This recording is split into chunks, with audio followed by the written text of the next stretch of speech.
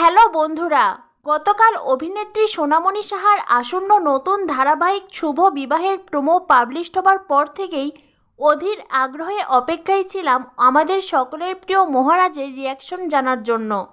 অবশেষে মহারাজের রিয়াকশন সামনে এলো।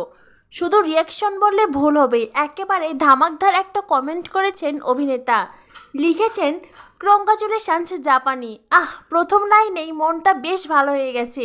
সেই কবে মহারাজের মুখে মহারানীকে জাপানি গুড়িয়া বলে ডাকতে শুনেছিলাম, আর আজ দীর্ঘদিন বাদে আবারও মহারাজ মহারানীকে জাপানি বলেই সম্বোধন করলেন, যা দেখে একেবারে মনটা ভালো হয়ে গেছে।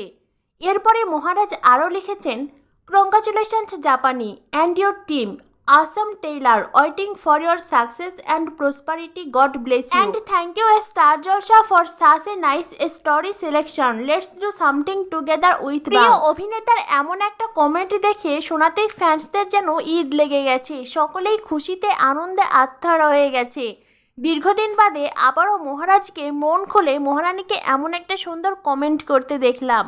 সত্যিই তো, অন স্ক্রিন হয়তো আমরা মহারাজ মহারানীর খুনসুটি দেখতে পাই না, তাই বলে অফ স্ক্রিন যে তারা ভালো বন্ধু নয়, এইটা ভাবা একদমই বোকামি।